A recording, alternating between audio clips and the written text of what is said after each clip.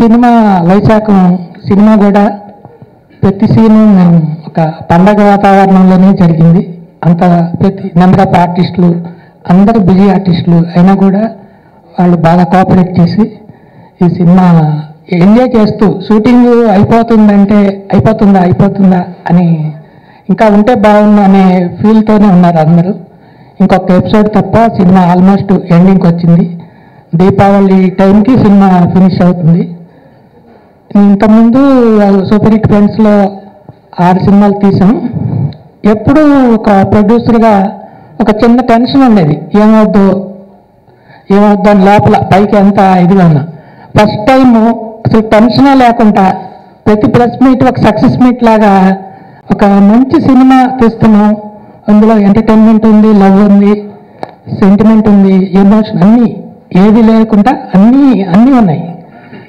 అంత ఒక చిన్న మెసేజ్ కూడా ఉంటుంది. ఎంత ఎంటర్టైనింగ్ ఉంటుందో అంత హార్ట్ టచింగ్ కూడా ఉంటుంది సినిమా చూసిన ప్రతి ఒక్కళ్ళు.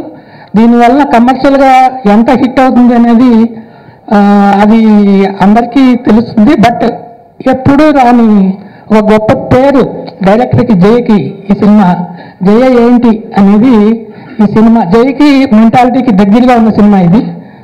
ఈ సినిమా ఆర్జే సినిమాస్లో గత సినిమా లవ్లీ కంటే కూడా చాలా పెద్ద హిట్ అయ్యి. అంటే ఫస్ట్ మేడం దగ్గరికి లవ్లీ సినిమా జరిగేటప్పుడు వెళ్ళానండి. మేడం లవ్లీ ముందు ఒక సినిమాకి వెళ్ళాను, తర్వాత లవ్లీకి వెళ్ళాను. చెప్తాను మాసింది అంటే దీంట్లో అయిపోయింది, నెక్స్ట్ చెప్తాను అన్నారు. అప్పుడు అనుకున్నా ఎప్పుడైనా చేయాలి అంటే మామూలు చేయడం వేరు, లేడీ డైరెక్టర్ అంటే అంతకుముందు ఆమె పెద్ద పెద్ద హిట్లు ఇచ్చారండి. లేడీ డైరెక్టర్ దగ్గర కూడా చేయాలి అని ఒక కోరిక ఉండేదండి. నాకు ఈ సినిమాతో తీరిందండి. చాలా చాలా హ్యాపీ అండి. Thank you madam, thank you sir. అలా ఫస్ట్ నాకు 2 సాంగ్స్ కానీ పిలిపించారండి. అయితే ఒక సాంగ్ అయిపోయింది, నెక్స్ట్ ఇంకా ఫారెన్ వెళ్ళాలి, ఫారెన్లో ఒక 2.5 సాంగ్స్ అన్నారండి. సరే చూస్తే అంటే నాకేంటంటే మేడం కాన్ఫిడెన్స్ నచ్చిందండి. అంటే స్టోరీ టెల్ అంటే తను చెప్పేది విధానం, లీడ్ సీన్ చెప్పేది కాన్ఫిడెంట్గా, అంటే ప్రతి దాంట్లో కమాండింగ్ అండి. ఇప్పుడు ఏదైనా తనకి ఏదో అనిపించింది అనుకో, లేదు మ్యూజిక్ డైరెక్టర్ గారికి చెప్పి మళ్ళీ ఇలా కావాలని చెప్పడం, నాకు మాస్టర్ గారు లేదు ఇలా కావాలి, మీరు ఎక్కడ కాంప్రమైజ్ అవ్వద్దు, మీకు అక్కడ డాన్సెస్ కావాలా తీసుకుని ఎక్కడ అబ్రాడ్లో అండి కజకిస్తాన్ అంటే ఫస్ట్ టైం వెళ్ళాను, ఇంతవరకు ఎవరు వెళ్ళారు మన దగ్గర. లొకేషన్స్ చాలా బాగున్నాయి. చెప్పేవాళ్ళు మీకు దేంట్లో మీరు కాంప్రమైజ్ అవ్వద్దు కానీ సాంగ్స్ బాగా రావాలి అంటే. కజకిస్తాన్ ఫస్ట్ మనం వేరే డాన్సెస్ అనుకున్నాం, కొంతమంది అనుకున్నాం, ఒక 5-6 మెంబర్స్ అనుకున్నాం. కానీ అక్కడ సాంగ్ ఇంకా బాగా చేయాలని వేరే వాళ్ళతో చేద్దామని 15 మెంబర్స్ అనుకున్నాం. ఓకే తీసుకోండి అన్నారు. సాంగ్స్ చాలా బాగా వచ్చినాయండి. నేను చెప్పడం కదా మీరే చూస్తారు. థ్యాంక్స్ మేడం, కాంప్రమైజ్ అవ్వకుండా నాకు సాంగ్కి ఎలా కావాలో అలా ఇచ్చారు మీరు, చాలా థ్యాంక్స్. హీరో హరీష్ గురించండి. ఫస్ట్ ఒక సాంగ్ చేశాను, ప్రార్థిస్తేనే సాంగ్ అని. ఆ సాంగ్ చేసిన తర్వాత చూసి అంటే కొత్త కుర్రోడు చేసినట్టు కాదండి, నాకు ఒక matured actor mass hero Raviteja గారు చేస్తే ఎలా ఉంటుంది అలా అనిపించింది. ఆ సాంగ్ చూసి అప్పుడు రాజుగారితో అన్నా చాలా బాగుందని, పెద్ద మాస్ హీరో అవుతాడు అన్నాం. ఆ తర్వాత ఇంకో మెలోడీ సాంగ్ స్టైలిష్ సాంగ్ ఒకటి చేసామండి. దాంట్లో కంప్లీట్లీ డిఫరెంట్ అండి. అంటే దీంట్లో మాస్ హీరో, దాంట్లో స్టైలిష్ హీరోలా ఉన్నాడు. ఎలా అవుతాడో చెప్పలేమని చాలా బాగా చేశాడు హరీష్, హరీష్. అలాగే అవంతిక చాలా బాగా చేసి, ఇద్దరికి మంచి లైఫ్ ఉంటుందండి. మ్యూజిక్ డైరెక్టర్ వసంత్ గారు చాలా మంచి ట్యూన్స్ ఇచ్చారు, అంటే అన్ని సాంగ్స్ చేసాం, చాలా బాగున్నాయి. వసంత్ గారు థ్యాంక్స్ అండి, మంచి మ్యూజిక్ ఇచ్చిన దానికి. అలాగే మా డిఓపి సుబ్బయ్య అంటామండి మేము. అంటే ఒక ట్రాక్ కూడా వేయకుండా ట్రాక్ని తన దగ్గర ఎక్సోస్కెల్టన్ ఉందండి, దాంతోనే నాకు అన్ని ట్రాక్ జూము అన్ని ఫస్ట్ టైం ఎక్స్పెరిమెంట్ అండి, కానీ చాలా బాగా వచ్చినాయండి. నాకు కుటుంబం అంటే చాలా ఇష్టం, స్నేహితులంటే ఇంకా ఇష్టం. అలాగే ఈ బంధాలు, అనుబంధాలు, ఆప్యాయతలు వీటికి బాగా విలువిస్తాను. సో వీటన్నిటిని దృష్టిలో పెట్టుకుని ఈ కథ చెప్పగానే నేను ఎంతో ఎక్సైట్ అయ్యాను. అట్ ద సేమ్ టైం చాలా షార్ట్ అండ్ స్వీట్ రోల్, కానీ గుర్తుండిపోయే వేషం. ఒక మంచి డైలాగ్, సినిమా అంతా డైలాగులు చెప్పక్కర్లేదు, ఒక మంచి డైలాగ్ చెప్తే చాలు అన్నట్టు ఒక చాలా మంచి డైలాగ్ నా చేతి చెప్పించారు. అదే రేపు ప్రోమో కూడా అవ్వచ్చు. ఈ సినిమా కథ అంతా ఆ ఒక్క డైలాగ్లోనే ఉంది. అలాగే అందరూ కలిసిమెలిసి ఉండాలి, ఫ్యామిలీ, ఆ జాయింట్ ఫ్యామిలీ అన్నది మనకి చాలా ఒక గొప్ప వరం. కానీ ఈ రోజుల్లో ఆ ఫ్యామిలీలు బ్రేకప్ అయిపోయి ఈరోజు అపార్ట్మెంట్ కల్చర్ మీ అందరికీ తెలిసిందే. సో చాలా రియలిస్టిక్గా ఉంటూ కమర్షియల్ ఎలిమెంట్స్ మిస్ అవ్వకుండా జై గారి లవ్లీ టేకింగ్తో ఒక లవ్లీ ఫిల్మ్ అవుతుందన్న నమ్మకం ఉంది వైశాఖం. సో మంచి టెక్నీషియన్స్ మా హరీష్ కానీ దాంతో యాక్ట్ చేయడం జరిగింది. అలాగే నేను ఎన్నో సినిమాల్లో కాకి యూనిఫామ్ వేసుకున్నాను, కానీ ఇంతవరకు ఇలాంటి వేషం చేయలేదు, ఫైర్ మ్యాన్ క్యారెక్టర్. సో కాకి వేసుకున్న is not a police, is a fire man. So నేను సెట్ కలగానే నాకు సాంగ్ అన్నారు. ఎవరు మాస్టర్ అనగానే శేఖర్ మాస్టర్ అన్నారు. ఏమో ఆది అనుకుంటున్నాడు ఏమైనా, నా మీద సాంగ్ ఏంట్రా బాబు అని వెళ్ళాను. మాస్టర్ గారు ఫస్ట్ మాస్టర్ గారిని కలిసి, మాస్టర్ గారు 1, 2 లేని లేవు కదా అన్నాను. ఎందుకంటే నాకు సాంగ్స్ అంటే చాలా భయం. అట్ ది సేమ్ టైం ఆది కాదు ఇది, నేను బాబు అన్నాను. అలాంటిది ఏం లేదు, క్యూట్గా ఉంటుంది. చాలా మేమందరం చాలా ఎంజాయ్ చేసిన సాంగ్. సో వసంత్ ఇప్పుడు తెలిసింది సత్యం గారి మనోడని, ద గ్రేటెస్ట్ రిథమ్. ఆయన దగ్గర ఎన్నో గొప్ప పాటలు. నేను చిన్నప్పుడు చేసిన సినిమాలకు ఆయన కూడా మ్యూజిక్ డైరెక్టర్ చేసినట్టున్నారు, పేర్లు గుర్తు రావట్లేదు. సో వసంత్కి మంచి భవిష్యత్తు ఉండాలని, అలాగే తను చెప్పినట్టు కెమెరాతో ఆడుకున్నాడు సుబ్బయ్య. సో టోటల్గా ఇట్స్ టీమ్ వర్క్. సో హీరోకి కానీ, మా హరీష్కి కానీ, అవంతికకి కానీ, అట్ ది సేమ్ టైం మంచి కాస్టింగ్. అందరం చాలా జాలీగా ఎంజాయ్ చేసాం ఒక 3 days షూటింగ్.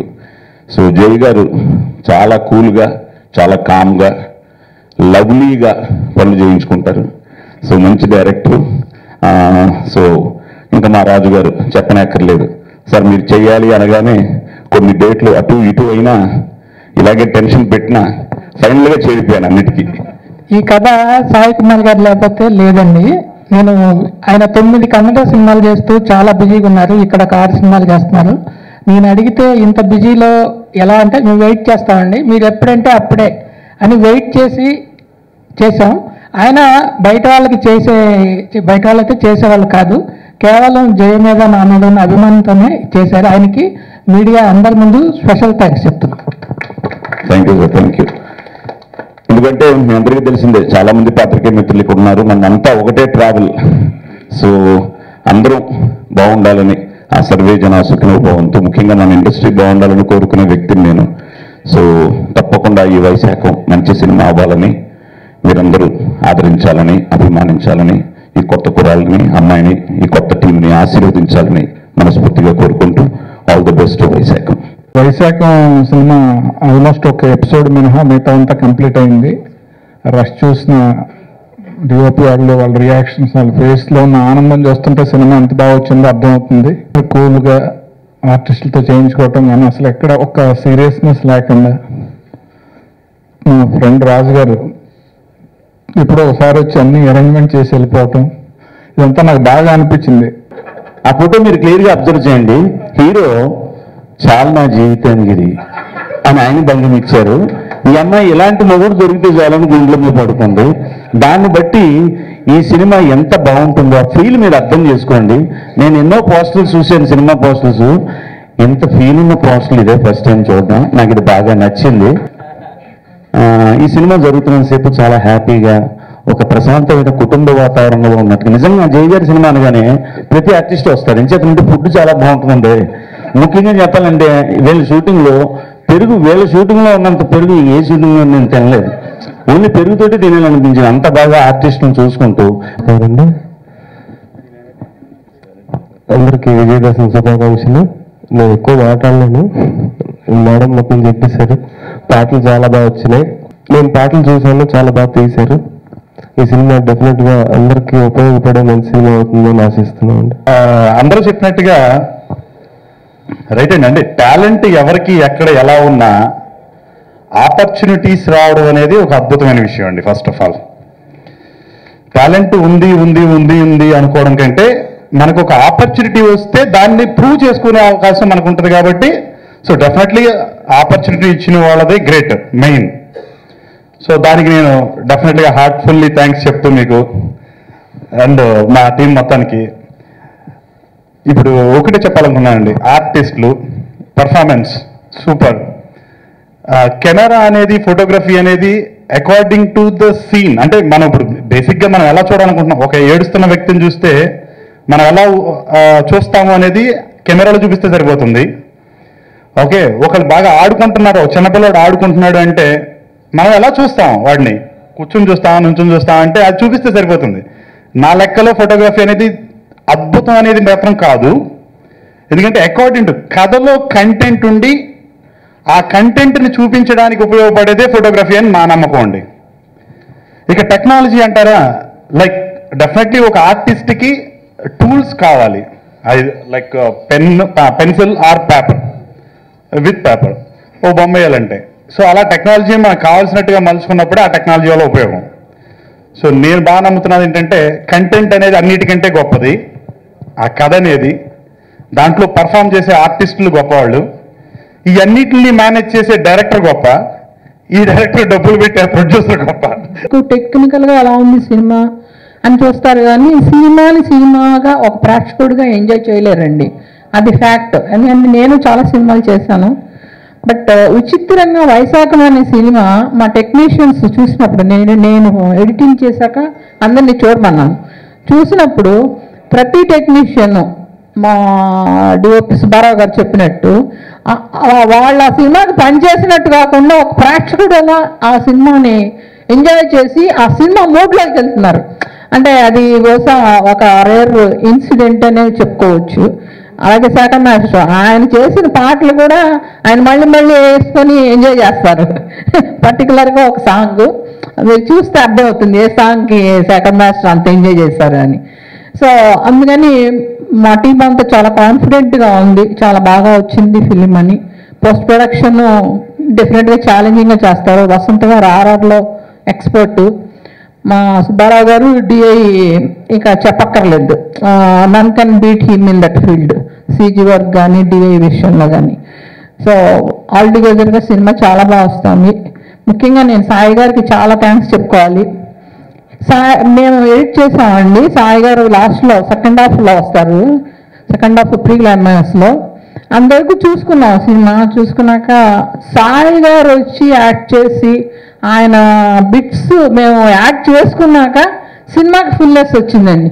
అది సాయి గారు వచ్చారు, సినిమాకి ఫుల్నెస్ వచ్చింది.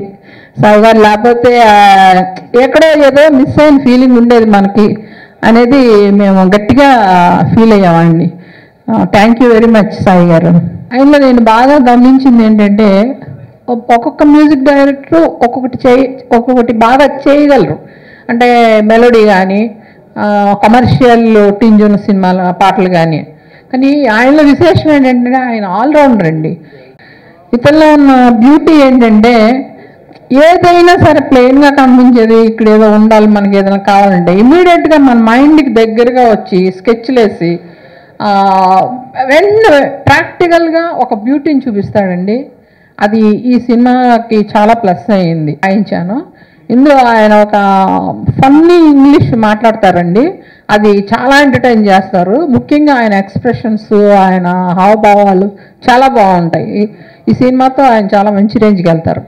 అలాగే సొంపు అని హీరో ఫ్రెండ్స్ బ్యాచ్లో ఒక అబ్బాయిని ఇంట్రడ్యూస్ చేసాము, చాలా బాగా చేశాడండి, చాలా పైకి వస్తాడు అబ్బాయి. అలాగే ఈ సినిమా ద్వారా నాకు తెలిసి ఈ సినిమా ద్వారా చాలా పేరు తెచ్చుకోబోయేది ఇద్దరు టెక్నీషియన్స్ అండి.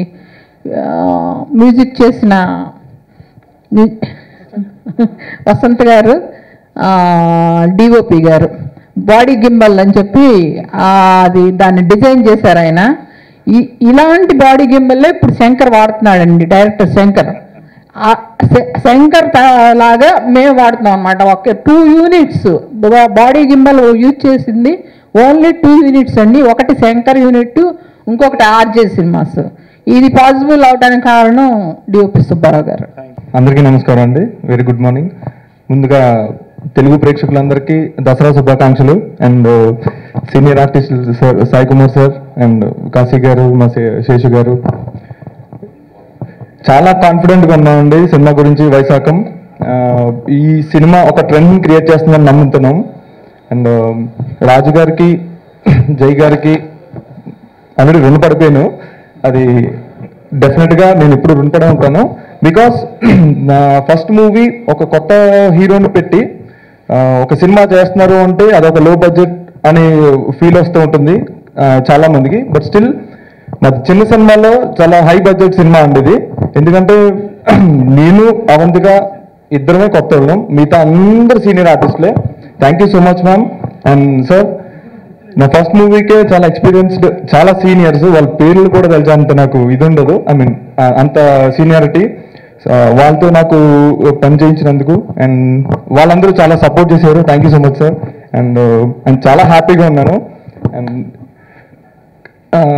డైరెక్టర్ చెప్పిన తర్వాత ఐ మీన్ ఒక కొత్త హీరో మన కథ ఎలా చేస్తాడు అని భయపడుతూ ఉంటారు, కానీ మ్యాన్ సినిమా చూశారు అండ్ రాజు గారు కూడా చూశారు. వాళ్ళిద్దరూ చాలా కాన్ఫిడెంట్గా ఉన్నారు. అండ్ నిన్న మా డిఓపి సార్ చూశారు.